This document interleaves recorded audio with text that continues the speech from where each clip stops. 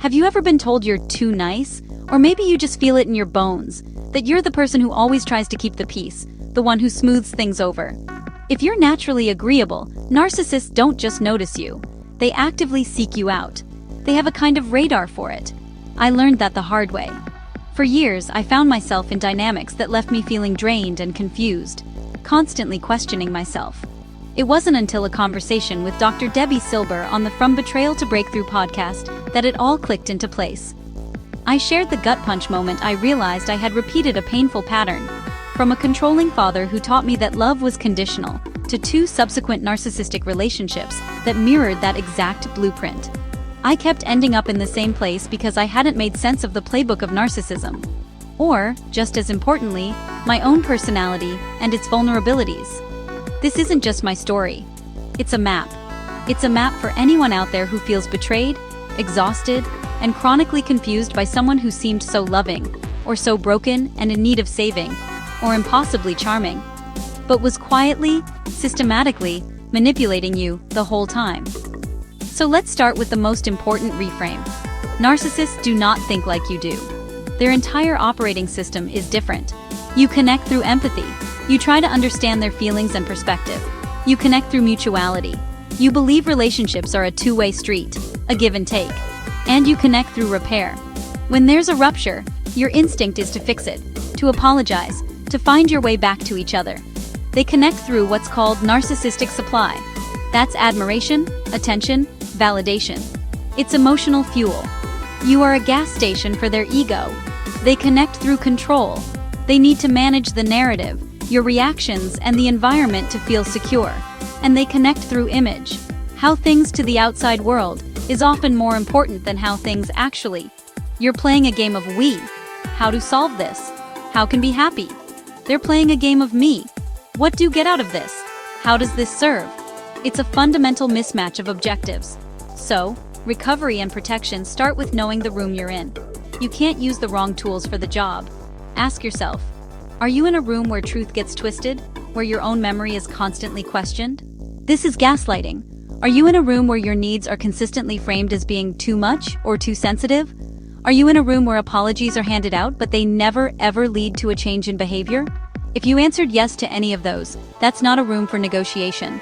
You can't reason your way out of a dynamic that wasn't built on reason. That's a room for boundaries.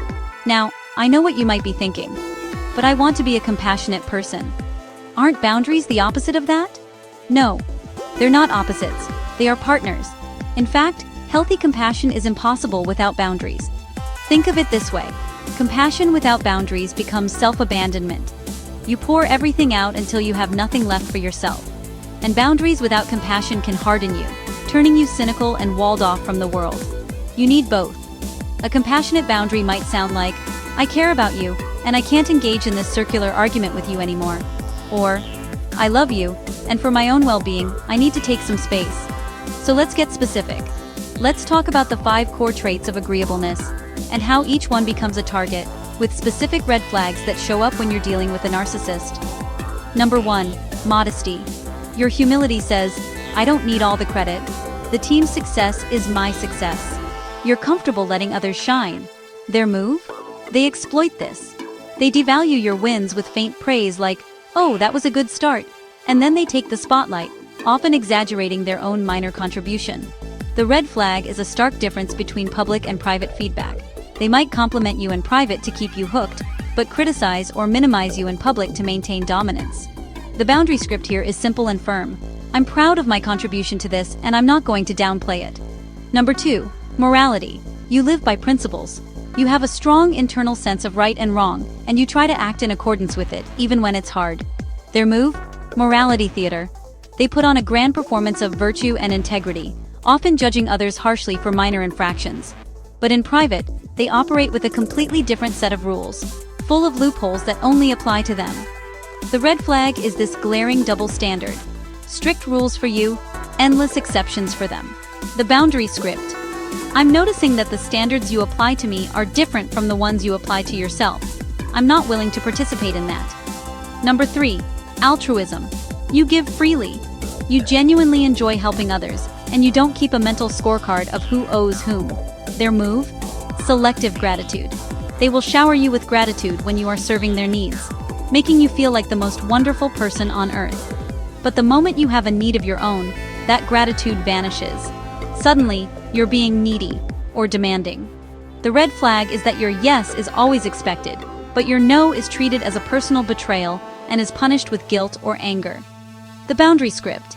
I can give when I have the capacity, but right now the answer is no. I trust you'll respect that. Number 4. Sympathy. When someone is hurting, your heart opens. You feel their pain and have a natural desire to comfort and support them. Their move? Weaponized victimhood. They use a constant stream of crises, sob stories, and tales of being wronged to keep you in a state of sympathy. This isn't just about sharing struggles.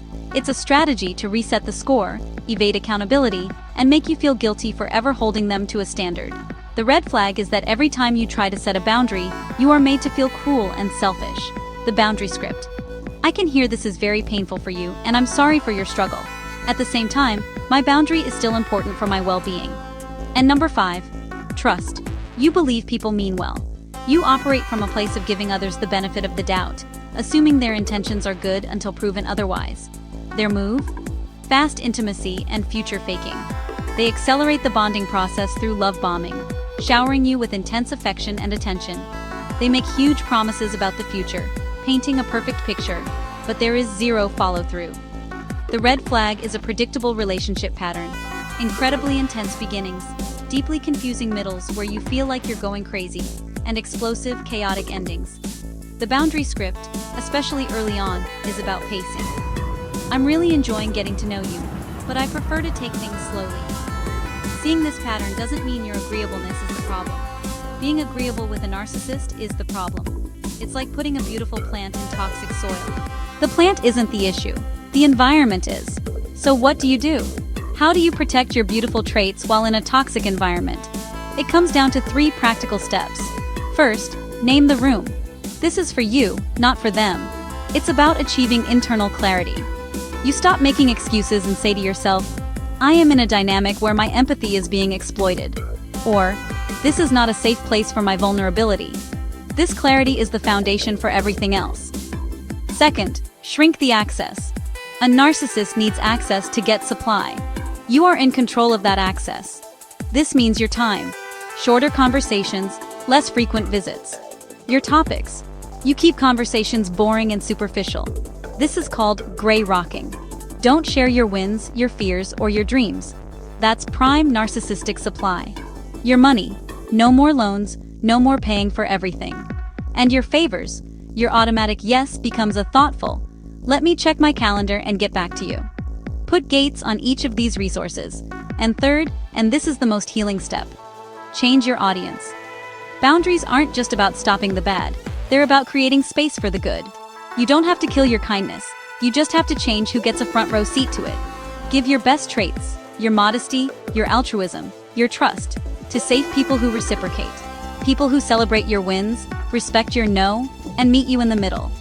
If you're watching this and your boundaries feel like a source of guilt, and your deep well of compassion has turned into chronic exhaustion, this message is for you. You are not broken. You have been operating a beautiful, finely tuned default setting in a deeply toxic dynamic. We can change the dynamic and keep your beauty.